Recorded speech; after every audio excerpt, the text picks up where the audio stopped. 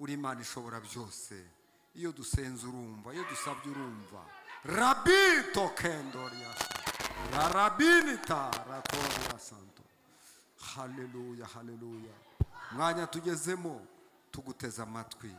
Wagiye uvugana natwe mu byumweru byashize ndetse n'ejo n'uyu munsi mu gitondo wavuganye natwe, ku manywa wavuganye natwe, n'ubu uri kumwe natwe.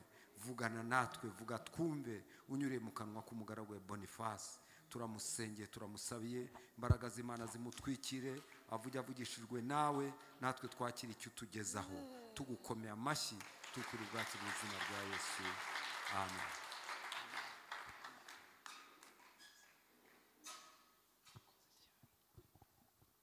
Kongere dukomere Imana amashyi.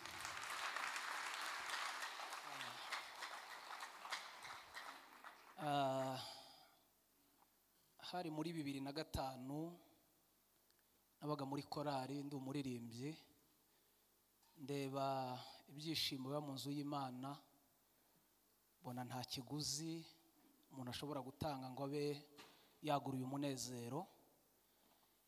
Haza kuba abaririmbyi b'indirimbo zisanzwe zo hanze, nza gukundamo babiri, numva indirimbo zabo kuri radio ndafashwa. Habagamo uwitwa Ben Rutabana wavugaga ngo intashyo abiwacu muraho, iyo ndirimbo ikamfasha. Haza kuza undi witwa Mibirizi, genda Mibirizi ukuntu, izo ndirimbo ziramfasha. Umunsi umwe baravuga ngo bazaza kuririmba muri stade y'Ikamembe cyangwa uko. Twari dufite repetition ku wa gatandatu. Ndepeta vuba kugira ngo nze kujya muri stade kumva izo ndirimbo. Shike muri stade Ben Rutabana aririmba, turafashwa. Muri stade turafashwa, ibintu birakomera. Ndavuga nti yego burya no hanze hajyaho umunezero umeze gutya. Umuriro urangije muri stade urabura. Baravuga ngo rero ngo igitaramo kirakomereza muri hotel yitwa 10 to 10, nibwo yari cyuzuye. Baravuga ngo kwinjira ni 5. Icyo gihe no kubona igihumbi byari ibibazo bikomeye. Abantu bose bava kuri stade bagana kuri 10 to 10. Nanjye kubera ukuntu nafashijwe mva kuri stade n'amaguru nambuka mu Kadasomwa njya kuri 10 to 10. Ngeze ku muryango nsanga hahagaze abasore bari kujya basaba amatike ngo abantu binjire. Bishyura 5 binjira, bishyura. Mpagarara hanze avuga nti Imana, ahantu ndaza kwinjiramo gute? Bigeze saa sita baravuga ngo abashomeri nabo binjire. No bwa mbere ninje muri boîte. Ndinjira. Hitsemo. Nasanzemo amatara, sangamo miriwari, sangamo abantu bakeye barabyina. Ndavuga ntariko nahi narahombye igitaramo niki nacyo kijya kimera gutya. Barabyina uko ari ubwa mbere narigezemo, naricaye nkajya ndeye umuntu agafata mitsingi akabyina, akanezerwa, icyuya kikamurenga akihanagura akabyina. Mu rukerera turataha. Ndavuga nti buri wa gatandatu mu ijoro nzajya ncunga amasaha y'abashomeri binjira nanjye nze. Uwa gatandatu ukurikiye subira muri boîte, ngenda mu masaha 5 saa sita bari kwinjiza abo bontu. Ngezemo barabyina, umugabo akabyina akarambika icupa hasi akabyina, agacoka mu kwarakara agasinzira, bakamwambura inkweto bakaziba. Yakanguka ati ninde uzitwaye? Ngakunda udukoryo tuhaba. Samudi ya gatatu nsubirayo. Nshike noneho mbona abantu bose barabyina, ni ngewe utabyina. Ese nzajya nza hano simbyina abandi babyina. Ubwo ndahagurutse, abandi babyine nanjye ngatangira kugira izagutya zo muri korari zitajyanye nizaho ngaho. Uyu munezero ariko Imana ni nziza, nimuvuge ngo amen. Nasubiyeyo Samudi ya 4, haza umuntu wari ukomeye, yari afite VIP ahantu yicaye, afite ameza ye baterekaho inzoga ze akabyina. Kumba afite indaya yahemukiye zarabuze aho zimufatira. Arabyina, igihe yatwawe ari kubyina ziraza ziteburura icupa yarimo aranyweramo, zirarisora, zinywa inzoga yari irimo, zishyiramo ibindi bintu bibi ntaza kuvuga, zirakarusa zitereka ku meza. Arabyina, arabyina, icyaka kimufashe, araza aterura rya cupa aragotomera anywe. Yumva nyweye umwanda, abwira uwo bari kumwe ati wangu wafata nawe ugasomaho. Mugenzi wasomaho ati wanyweye ibintu. Yari umuntu ukomeye, yaravuze ati mukinga inzugi za boîte. Barazikinze, baradukubise. Mureke mbabwire, mureke mbabwire, mureke mbabwire. Baradukubise bega ijoro we. Barangije baravuga bati ntago birarangirira ahangaha. Batelefona ku kibuga cy'indege hitwa kuri Plane Kamembe, baravuga ngo bazane imodoka ebyiri z'ibitata z'imodoka nini z'amakamyo bapakira abantu barimo babajyane ku kigo cy'igisirikari bagiye kuvuga umuntu wakoze ibyo bintu. Basora abantu bashyira mu modoka. Kurya bari kudusora uko nge nari muto, tugeze hafi y'urugi mpita nihisha mu rugi, bankururaho urugi mpagarara mu rugi. Barabasora bose bashiramo sigara mu rugi. Barangije bankingiramo. Mureke mbabwire. Nicaye ku ntebe muri sare, nibaza igitaramo cyari kiraho, mbona ibintu bihindutse mu kanya gatoya. Umuzamu aza mu rukerera aza gukoropa asangamo, arambwira ati urimo hano? Ndimo hano. Atabandi bari kubakubitira hara haruguru, atujya usenga nimba no muri korari, ati sohoka utahe. Nasohotse nirukanka mu rukerera agiye gushaka perezida wa korari, navuga ni perezida, nari narabivanze. Bivugiye iki? Ntago naje gutanga ubuhamya. Ndebye umunezero dufite ahangaha, nta n'icupa riteretse ahangaha. Ukomera Imana amashyi. Haleluya! Bantumiye kuza gutanga seminari, ntago naje kubwiriza. Niriwe mbwira Imana ngo mfashe umwuka wo kubwiriza, ntuze kumfata nze guhugura, nze gutanga seminari. Ariko baravuze ngo dufite Imana itabara abayo. Iyo dusenze igira ite? Iratwumva. Numva sinzi ukuntu mbaye, ndavuga ngo Mwuka Wera ni mwiza. Nimuvuge ngo amen. Nshaka gufata umwanya mutoya nkavuga ku mbaraga z'Umwuka Wera. Niyo teme baduhaye. Nari nzi ko turaririmba indirimbo y'107 mu gakiza, iravuga ngo twemezwa n'iki ko tuzagera mu ijuru. Ni umwuka wihoraho.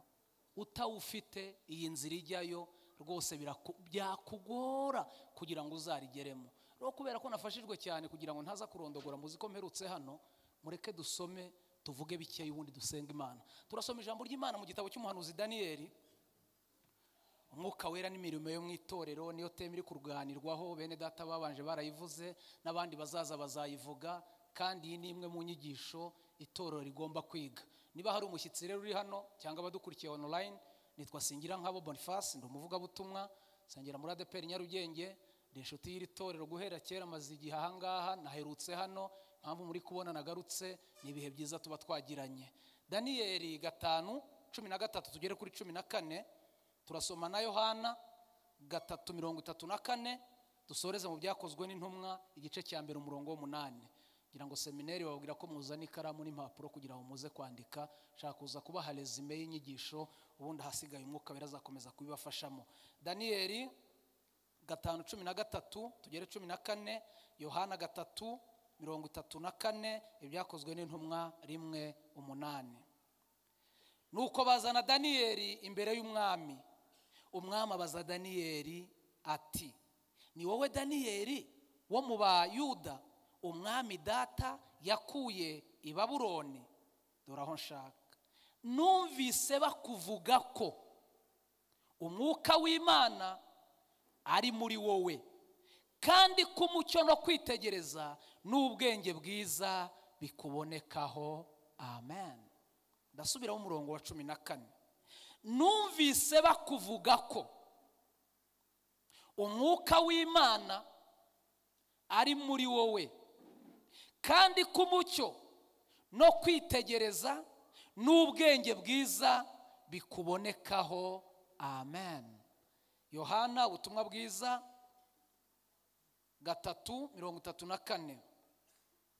Yohana ubutumwa bwiza bwa Yesu ibice 3 umurongo wa 34. Uwatumwe n'Imana avuga amagambo yayo, kuko Imana itanga umwuka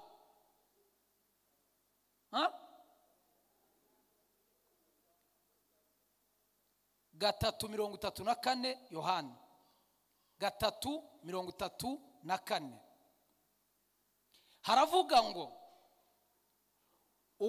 uwatumwe n'Imana avuga amagambo yayo, kuko Imana idatanga umwuka igize ite?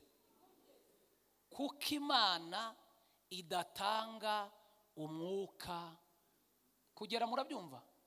no gupima ntago igitanga ku biro 1:8 byakozwe n'intumwa igice cya mbere umurongo w'8 ibyakozwe n'intumwa igice cya mbere umurongo w'8 dusome igice cya mbere umurongo w'8 haravuga ngo icyakora muzahabwa imbaraga umwuka wera nabamanukira kandi muzaba abagabo bo kumpamya i Yerusalemu ni Yudeya yose ni Samariya no kugera ku mpera y'isi. Amen. Haleluya. Abisirayeli bagiraga iminsi mikuru 5 ntari buze kuza kuvuga yose. Bagiraga umunsi w'isabato nta mwanya wawo, bakagira umunsi wa Pentekote n'umunsi wa 50 turaza kuvugaho gakeya, bakagira umunsi wa Pasika, bakagira umunsi w'ingando, bakagira umunsi w'amakondera, bakagira n'umunsi w'imitsima. Iyo minsi yose buri munsi ufite icyo wagendaga usobanura. Rero ngiye ndashaka kuza kuvuga ku uyu munsi wa Pentekote, shaka kuza kuvuga hejuru yo kuzuzwa umwuka wera. Kuzuzwa umwuka wera bisobanura iki cyangwa bivuga iki? Ndavuga pwenye, ndaza kuvuga hejuru yo kuzuzwa umwuka wera, nze kuvuga icyo wakora kugira ngo wuzuzwe. Wakora iki ukeneye umwuka wera?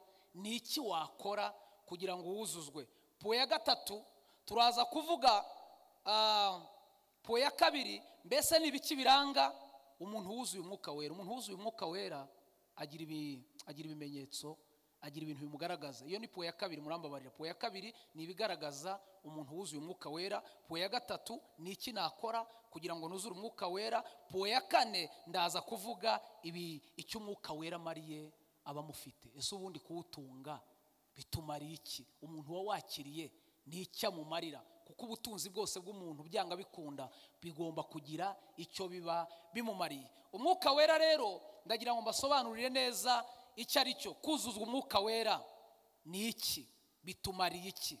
Icya mbere ni uguhabwa imbaraga, hanyuma ugahamya umwami Yesu Kristo ushize amanga cyangwa ushize ubwoba. Guhabwa umwuka wera biduhereza gushira amanga, tugashira ubwoba, tukavuga Yesu uko ari tutabinyuze ku ruhande. Ni uguhishurirwa. Iyo uhawe izi mbaraga zitwa umwuka wera, uba uhawe guhamya umwami Yesu. Ntushobora kuvuga amakuru ya Yesu, ntushobora kuvuga Yesu uko ari utari wakira uyu mufasha ari wo mwuka wera. Muraza gusoma ijambo ry'Imana mwitonze, ngira ngo aha ngaha twasomye mu byakozwe n'intumwa 1:8 havuze ngo icyakora muzahabwa imbaraga. Izi mbaraga iyo tuzihawe rero tuba duhawe uburyo bwo gusobanura Yesu, tukamuvuga dushize amanga. Impamvu mubona abantu bavuga Yesu nabi bakamuvuga bamubeshyera, rimwe na rimwe baba batari bahabwa izi mbaraga. Ariko iyo umuntu amaze kuzihabwa ashira amanga, aratinyuka, akavuga Yesu adafite ubwoba. Impamvu umva guhagarara aha ngaha bikugora no gushima Imana ukabona ni ikibazo, hari imbaraga utari wakira. Ariko umaze kwakira imbaraga z'umwuka wera, uhamya imirimo ya Yesu muri bake, muri benshi, ukumva uratinyutse. Mu mumaro umwuka wera umara itorero harimo kumara abanyetorero ubwoba kugira ngo bahamye imirimo y'Imana. Nimuvuge ngo amen. Haleluya. Umwuka wera abantu bamaze kumuhabwa bahabwa imbaraga zo guhamya Yesu bashize ubwoba. Icya kabiri umwuka wera atumariye, iyo umuntu amaze kwakira umwuka wera yambikwa imbaraga zivuye mu ijuru zimushoboza ibyo atabasha gukorera mu mubiri. Iyo umuntu yakiriye umwuka wera abahawe imbaraga zimushoboza ibyo atabasha gukora ari mu mubiri. Ni byinshi, kubera ko hari imirimo dukora mu buzima busanzwe hano mu rusengero. Nibyo navugaga, umuntu ukabona arabyina atasinze, bavuga ngo tanga amaturo ukayatanga nta gitutu kikubayeho. Ziriya ni imbaraga z'umwuka wera uba wamaze kwakira, nizo zigusunika kubasha gukora ibyo utakoreshwa n'umubiri. Icya gatatu ni uguhabwa ubuzima bwuzuye umwuka, bwuzuye bukomoka mu magambo ya Yesu. Kwakira umwuka wera ni uguhabwa ubuzima bw'umwuka bwuzuye. Iyo wakiriye umwuka wera uba uhawe ubuzima bw'umwuka bwuzuye bukomoka mu magambo ya Yesu Kristo. Yohana 6:63 muraza gusoma mwitonze. Ng'umwuka wera, ngubwo ubusobanuro bw'umwuka wera. Umuntu umaze kuwakira, dore nuko agomba kubaho, nuko agomba kwitwara. Ni ibiki biranga umuntu wuzuye umwuka wera? Agira ibimenyetso, agira ibintu bimuranga.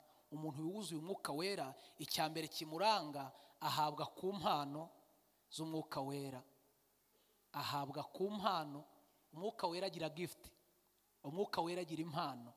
Iyo umuntu amaze kuwakira, ahabwa ku mpano zawo. Impano z'umwuka wera kugira ngo zubake itorero rya Kristo.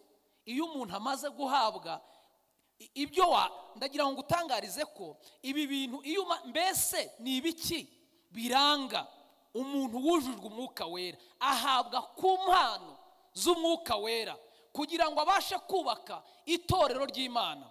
Muraza gusoma ibyakozwe n'intumwa 2:4, ibyakozwe n'intumwa 10:45 ndetse n'ibyakozwe n'intumwa 19:6. Umuntu wese umaze guhabwa ku mwuka wera, mu bintu bimuranga, ahabwa no ku mbuto z'umwuka wera. Icya kabiri, ahamya umwami Yesu Kristo ashize amanga, nta bwoba.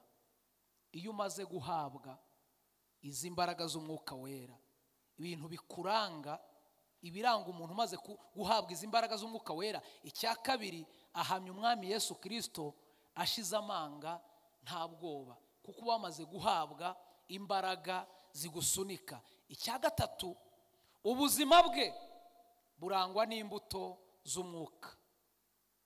Umuntu wakiriye Yesu, wakiriye umwuka wera, ubuzima bwe burangwa n'imbuto z'umwuka zirimo urukundo. Umwuka wera agira imbuto. Imbuto ya mbere, umuntu wakiriye umwuka wera arangwa n'imbuto z'umwuka zirimo imbuto ya mbere yitwa urukundo, hakazamo iya kabiri yitwa ibyishimo, hakazamo iya gatatu yitwa amahoro, hakazamo iya kane yitwa kwihangana, hakazamo iya gatanu yitwa ingeso nziza. Abagalatiya 5:22. Izi mbuto zose rero, urukundo, ibyishimo, amahoro, kwihangana, ingeso nziza, uko ari 5. Tugize ngo dufate umwanya tudetaye buri mbuto, byaturaza aha ngaha. Buri wese agiye kwigenzura, ese izi mbuto uko ari 5, ibyishimo, wishima byagenze bite? Urukundo, ukunda abandi, urukundo, kuko urukundo rw'iki gihe rurimo imibare.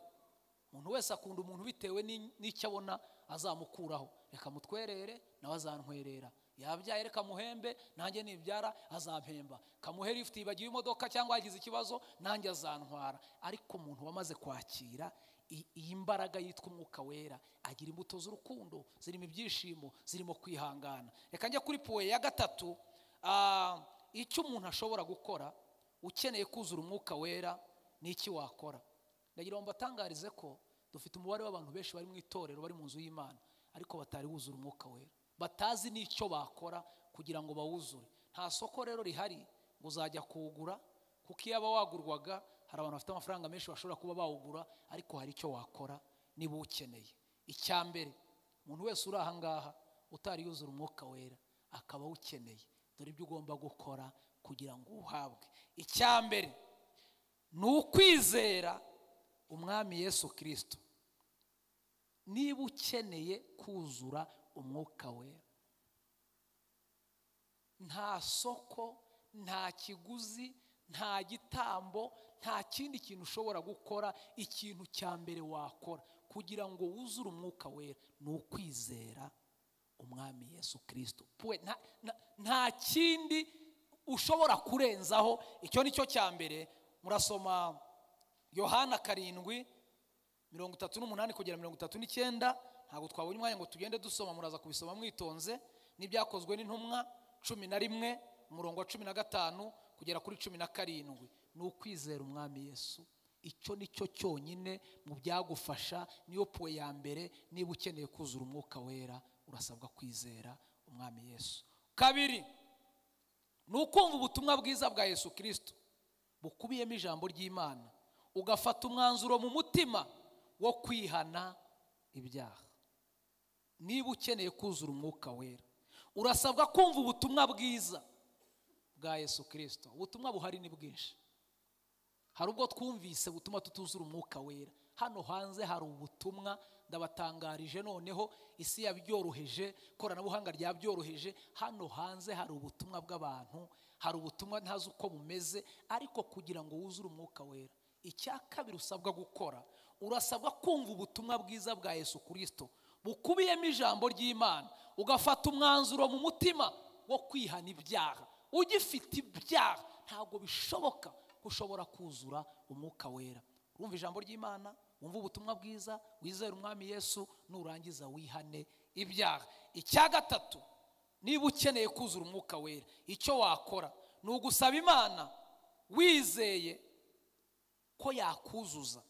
Ni ugusaba Imana, ni icyifuzo usabwa kugira, ugasaba Imana ukayibwira ngo nkeneye kuzura umwuka wera.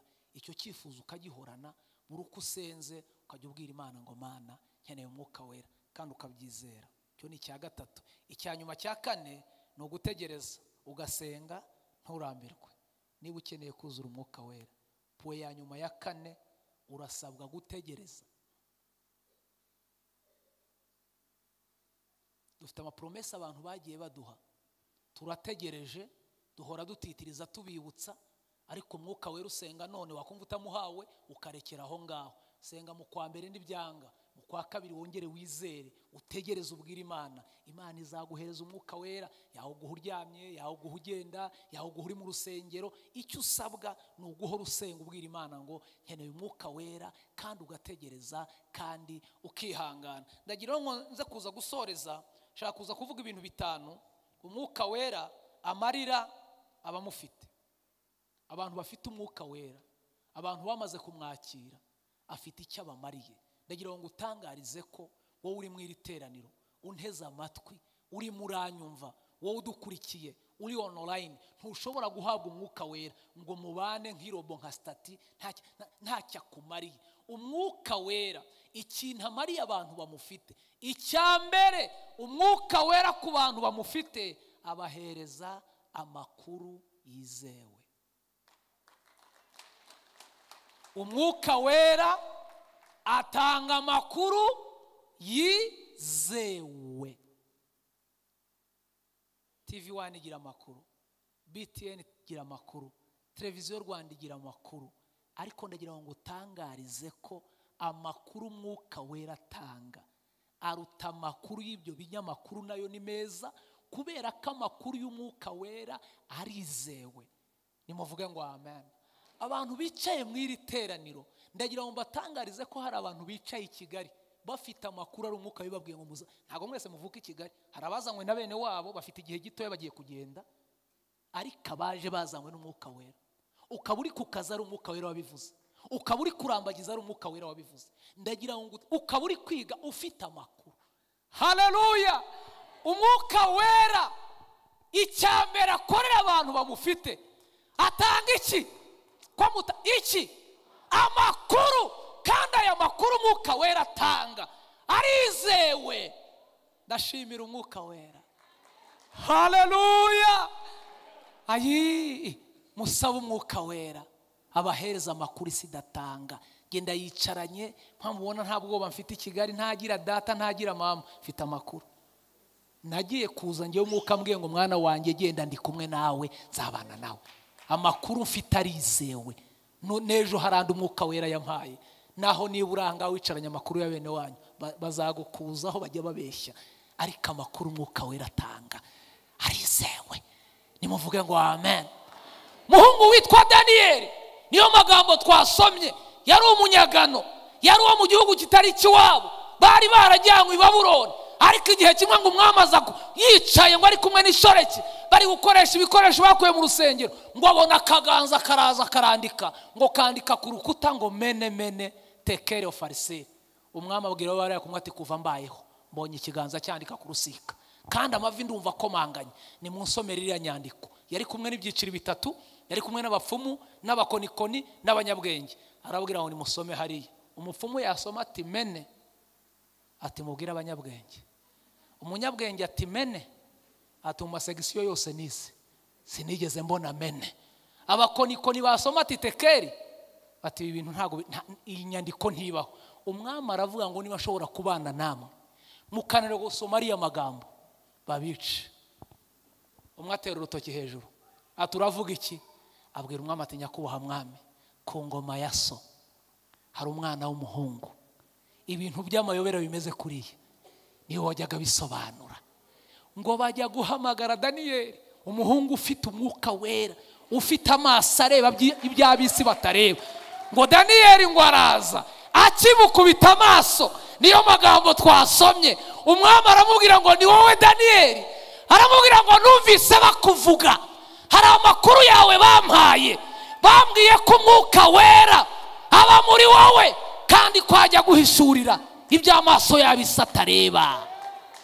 Aramubwira ngo iriya nyandiko wayisoma? Daniyeli ngo anyuzamo amaso, mene tekeri ofarisiri.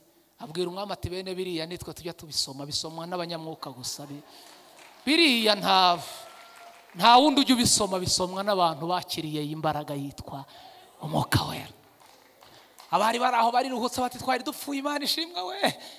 Barangije umwami aravuga ati ngaho soma. Hari komanteri nasomye ngo kugira ngo Daniyeli aheshe Imana icyubahiro, aheshe n'abanyamwuka agaciro, yabwiye umwami ati mbabari nkore protokole umbwira abantu bicaye aha ngaha. Umwami aravuga ati bamwe n'abapfumu, abandi n'abakonikoni, abandi n'abanyabwenge. Daniyeli ati none se mu bapfumu habuze n'umwe? Ati bireba kanuye amaso nta n'umwe bisobanura. Mu banyabwenge habuze n'umwe? Ati urebye amafaranga bariye ya buruse ngo bari kwiga habuze n'umwe. No mu bakonikoni habuze n'umwe? Ati nabo habuze n'umwe. Daniyeli abwira umwami ati mbabarira, ubwire abapfumu bahaguruke bavuge ko Imana zaba ari fake, zifite amaso ntizibona, zifite amatwi ntizumva, zifite umunwa ntizivuga, ariko iyacu irumva, irareba, irakora, iravuga. Haleluya! Barahaguruka. Mwami aravuga ati nimuvuge hasoni, hirwa murya amafaranga y'abantu mubabeshya, muvuge ko Imana zanya ari fake. Bati nyakubahwa mwami, Imana zacu ni fake. Ati nimwicare. Aramubwira ngo bwira n'abanyabwenge bahaguruke bavuga ko ubwenge butarimo umwuka wera nabwo ni fake. Uza kudukangisha ngo ufite ngo lisanse, ngo ufite doctor, udafite umwuka wera uzarara mu kanevu. Umwuka wera gira imbaraga. Barahaguruka baravuga ngo nyakubahwa mwami, ubwenge bwacu butarimo umwuka wera ni fake. Ati ngaho nimwicare. Baricara. Ati bwira n'abakonikoni bahaguruke bavuge ko inzuzi zabo batera ari fake. Nabo baravuga. Baricara. Daniyeli umwana wari ufite amakuru yahawe n'ijuru abwira umwami itadero ko inyandiko isobanura. Biravuze ngo mene tekero farisiri. Biravuze ngo wapimwe nyagasani we mwami, wapimwe ku munzani ibiro byabuze. Tekeri wa farisiri ni ijambo rivuze ngo ubwami bwawe buragabwe buhaba Medi n'abaperesi. Bari bicaye aho bose bati dore umwana wasomasha. Ninde wari kubwira umwami kuriya sha? Hakenewe abasore bafite umwuka wera, hakenewe abakobwa bafite umwuka wera, hakenewe abashumba buzuye umwuka wera. Haleluya! Basore muri kurambagiza kajya kureba umukobwa mushaka ngo ufite ngo fosete ngo bazakwereka. Shaka umukobwa wuzuye umwuka wera. Kwimana ngiza umukobwa ufite amataye barayagura kuri Kifaruma arahari. Muzaze tubereka amataye yaraje sha.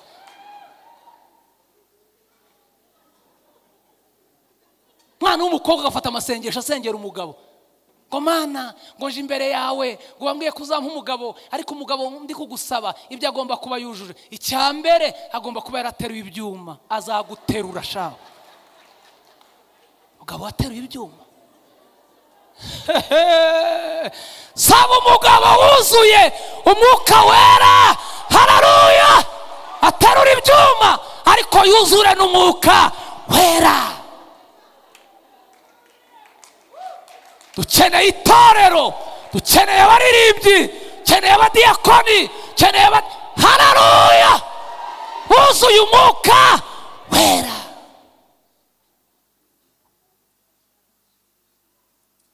Igihe cyose utazagira umwuka wera uzavangirwa banakuvangirirweho. Itorero twarinjiriwe, dufite abanyamubiri benshi kurenza abanyamwuka. Herutse Nyamata mu giterane, umuntu araza aravangirwa, atuvangirirwaho. Nanjye nari mpari, Mana imbabare ko umuntu atuvangiriweho nanjye akamvangirirwaho. Ariko Mana watwoje umwuka wera. Musore yaragurutse mu iterane Nyamata, ati muvuga ukuntu Imana ivuganye namwe.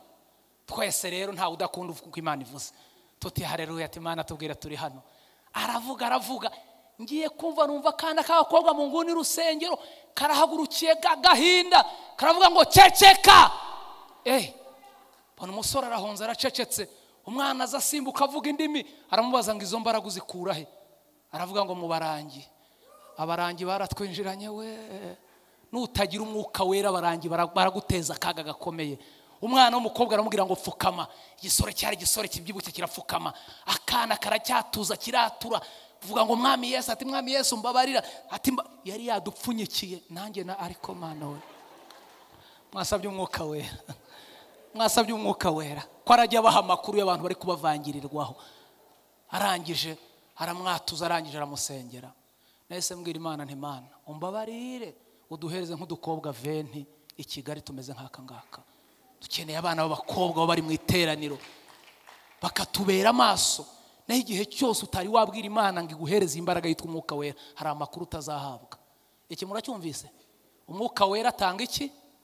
Abantu bamufite bose bicaranye ikintu cyitwa iki? Amakuru. Ngiye ndababwiza ukuri, niba hari ikintu nabonye kizewe, umwuka wera atanga amakuru mwakagira Imana. Hari ibintu yatubwiye, hari igihe mbigaramo nkabireba nkavuga nti Mana umwuka wera ni mwiza. Icyo ni icyambere. Mvuga icya kabiri, umwuka wera mariye abamufite. Icya kabiri, umwuka wera mariye abamufite, umwuka wera atanga igikundiro. Mu bintu umwuka wera ajya amarira abantu bamufite, ajya bahereza iki? Igikundiro. Nukurusha kuba ufite amafaranga ariko ndakurahiye, ariko waba ureba imiryezi ariko ufite umwuka wera, sanga abantu bose baragukunda. Umwuka wera mu bintu ajya amarira abantu bamufite, umwuka wera ajya atanga iki? Igikundiro. Igikundiro isi itaguha, igikundiro kwisiga bitaguha, igikundiro amafaranga ataguha. Umwuka wera icya kabiri amariye abantu bamufite, ajya atanga igikundiro. Icya gatatu, umwuka wera ajya amarira abantu bamufite, umwuka wera ajya atanga ubwenge. Atanga iki? Umwuka wera abantu bamufite ajya bahereza ubwenge. Dufite abantu bize bafite ibintu byose bishoboka, ariko amagambo bavuga, imyitwarire yabo ubishakamo ubwenge ukabibura. Niba ukeneye ubwenge buva ku Mana, bwira Imana ikuzuza umwuka wera. Nimuvuge ngo amen. Umwuka wera atanga ubwenge, ubwenge kandi ubwenge umwuka wera atanga buraboneye. Binyibukije Salomo mwene Dawidi, mu bami bimye ingoma ari batoya. Salomo yari arimo, ariko abomye yimye ingoma, abona abantu agiye kuyobora bafite filozofi, bafite siyanse, abona bafite ubuhanga bw'isi. Aravuga ngo abantu kubayobora biransaba gutunga ubwenge buva ku Mana butangwa n'umwuka wera. Ajya ku musozi Gibeyoni, ajyana ibitambi 1000. Ageze yabwira Imana ngo naje wabwira ngo merci warakoze kumpereza ubwami. Imana amubwira ngo iryo jambo uvuze ryo kunshimira, saba ikindi kintu ushaka. Salomo abwira Imana ati nta kindi nagusaba, mpereza ubwenge. Umwuka wera atanga iki? Ubwenge. Salomo wazamukanye ibitambi 1000 amanukana ubwenge. Ageze mu gihugu, ubwenge umwuka wera atanga bugira n'icyo bukora. Sanga igihugu cyatewe n'indaya, ngo hari abagore bari barasambanye, ngo babyarira umunsi umwe, ngo nijoro baryamye, umwe aryamira umwana we ngo aramwica. Yiciye ngo arebye mugenzi we, asanga mugenzi we yasinziriye, umwana we ni muzima, ngo aramuguranira. Wa undi yicuye akoze ku mwana yumva yakonje, amurebye asanga yapfuye, ariko arebye intoki avuga ati uyu mwana sinjye wamubyaye. Abwira mugenzi we ati kanguka wikisinziriza, uyu mwana uri gushyiraho urabona njye wamubyaye, undi atujya uryama ukanguka usinduke, uri kuvuga umwana we njye ati mpereza umwana wanjye. Induru iravuga, babyutsa abayobozi, babyukije abayobozi, baravuga bati mwavuze ko Imana yari ibahaye umwami, nimuhamagare mwene Dawidi azabacira urubanza. Bahamagara umuhungu ufite ubwenge bwuva ku mwuka wera. ngo ahageze aravuga ngo habaye iki? Bati dufite umwana umwe ariko ba nyina ni babiri. Umve kuca imanza. Ngaho tubwire nyina w'umwana. Aravuga ngo nimumpereze umwana. Ngo bamuhereze umwana. Pozisiyo yamufashemo hazo atari ku muntu utazi no gufata abana niwe baduhaye ngo atuyobore. Aranje avuga ati ntaravuge amagambo menshi, nimumpereze inkota. Bati karabaye. Atangiye gusaba inkota. Usi inkota ni bibero, inkota. Bamuha inkota.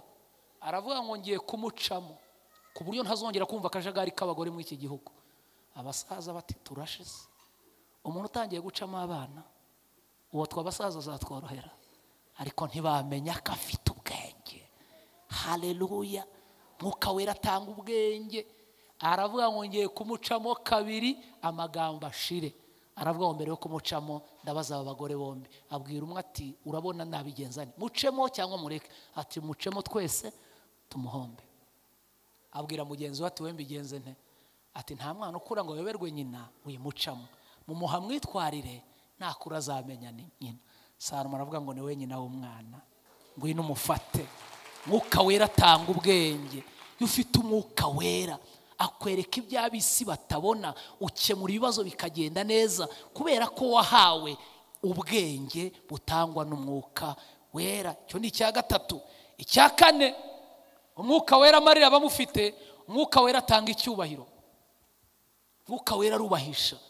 Nubona umunyamwuka tubashye kujya umenya ko umwuka ufite ikibazo, ariko ubundi Umwuka Wera arubahisha.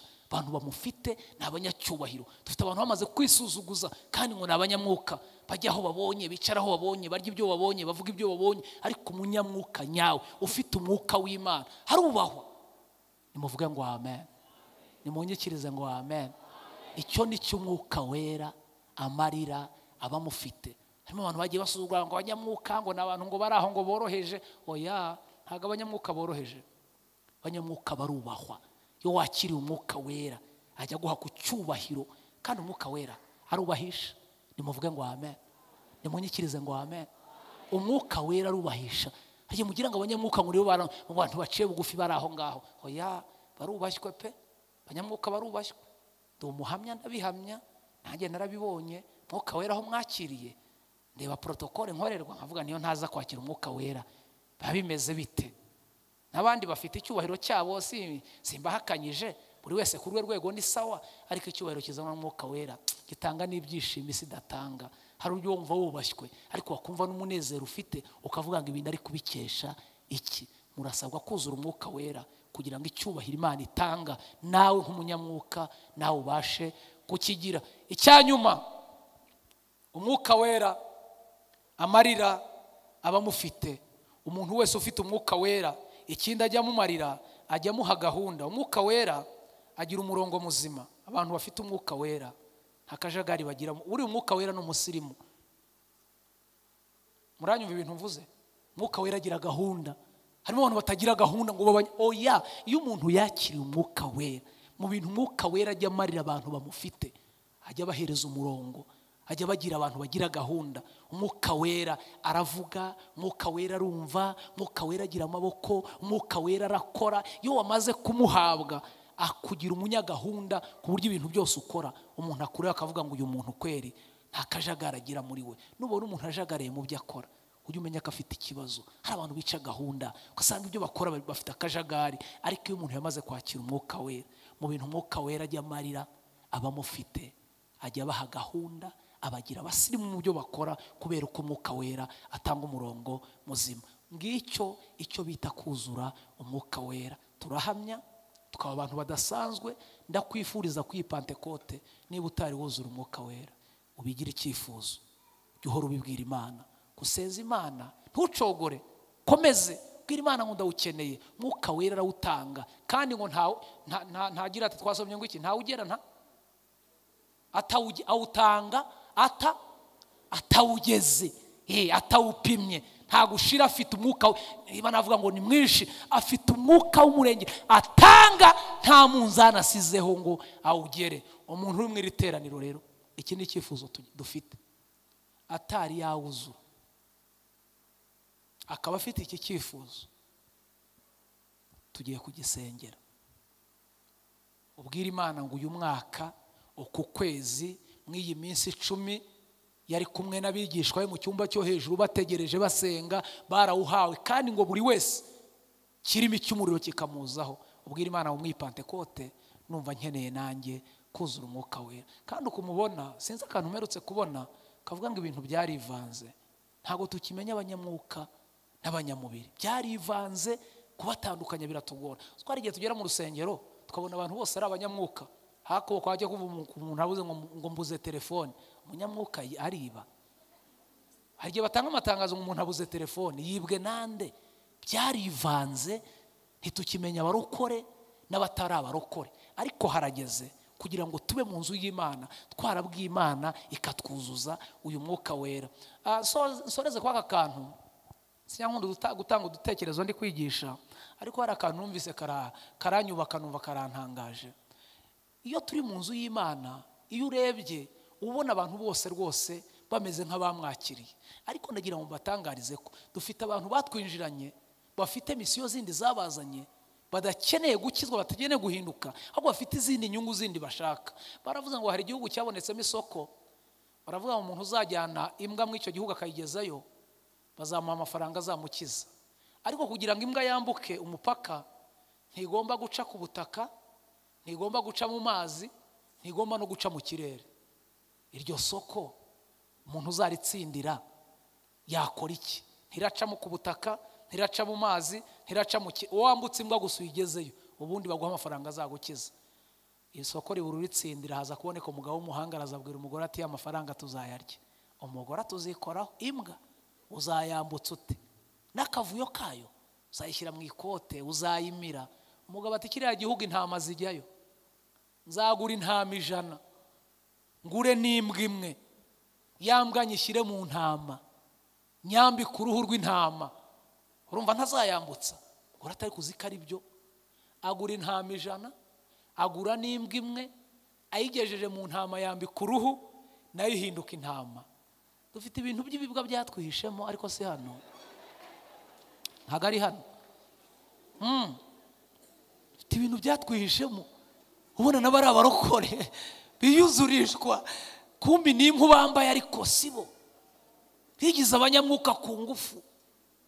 Hayigejeje mu ntama yambitse uruhu, nayo ihinduka intama. Umugore aravuga ati nukuri amafaranga uzayazana. Ashorera intama 100, ariko harimo n'imbwa imwe. Ageze ku mupaka yaramenyereye ko bahagera bagakingura intama zigahita zambuka, baramuhagarika bati hagarara, ugiye he? Ati njyanye intama i Burundi, n'urugero ntanzi. Ati zose ni intama? Ati zose ni intama zarasenze iminsi 40 mu abashuba baraje baravuga veterineri azipimye. Atuherutse hano kera hari indwara z'ibicurane z'amatungo zateye, buri ntama bayikubita inkoni 100. Hari uburyo bari kuzipima, shyira hano bagupimire. Mugiye kugaragara ibintu mwigize ngo muri abanyamwuka. Hagiye kuza ikintu gipima buri wese umwuka ufite, tumenye iyo wavuye. Warawakiriye, urawufite. Ntago yari kuba gisubiye inyuma. Rero yasize intama ku murongo kugira ngo abahungu bazipime. Hano hanze hari abantu bagiye gupima agakiza wakiriye, yasize ku murongo. Abantu bari hano baragiye barabizi, barakubise intama, kubita. Iyo umuntu yuzuye umwuka wera, hari aho abandi bavuga wowe ntuvuge, kubera ko icyo wakiriye ntikikwemerera gusakuza mu bandi. Barakubita, ati ni intama niyambuke. Bagera ku ya 2 barakubita, imbwa ikagisubira inyuma ati we, ati buriya nanjye barankubita kuriya. Ndagira ngo utangarize ko ugomba kugwiza imbaraga ukuzura umwuka wera. Barakubise nayo baba bayigezeho, bayirebye mu maso, intama ifite amaso adasa n'ay'izindi. Ariko nuko tubarebera kure burona ntabegereye asanga muri bitangaza. Tiko intama ireba ukuntura. Bapfuye kubangura inkoni gutya gusa, yarabwejaguye. Ahubwo bati bigenze bite? Reka ngo utangarize ko urasabwa imbaraga z'umwuka wera. Nizo zirakubesha mu uyu mujyi, nizo ziratuma ruya rugo rushobora, nizo ziratuma bari abantu barera bigakunda, nizo ziratuma kariya kazu kabaho, nizo ziratuma wiga amashuri yarangiza. Naho ibintu urimo wishora mudafite umwuka wera bizakunanira. Muranyemerera tubwire Imana ngo dukeneye kuzura umwuka wera. Ndashaka gusengana n'umuntu, ndaza kwinginga umushumba mukuru yegere hano hino adufashe. Shaka ko hahaguruka umuntu uri mu iteraniro ufite icyo cyifuzo. Ntibiteye isoni umuntu uri mu iri teraniro akaba afite iki cyifuzo, akaba ataruzura umwuka wera, iki cyifuzo akaba agifite mu Pentecote, ahaguruke dusenga Imana. Kari umushumba, Yesu abagirire neza, Imana iguhe umugisha. Umuntu ufite iki cyifuzo aba ari uhaguruka wenyine, wawuzuye wumva byaratunganye yiyicarire. Ariko ufite iki cyifuzo ntiwiyoberanye, ubwira Imana ngo nzi kurenza uko abantu banzi, ariko mwaya masengesho mbonye ibisabwa, ndumva nkeneye ko ungirira neza. Mushumba, kari umuze mudufashe gusenga. Aba bantu b'Imana barahagurutse bafite iki cyifuzo, mutubwirire Imana ko dukeneye kuzura umwuka wera. Yesu abaha umugisha. Amashi menshi ku Mana yacu, amashi.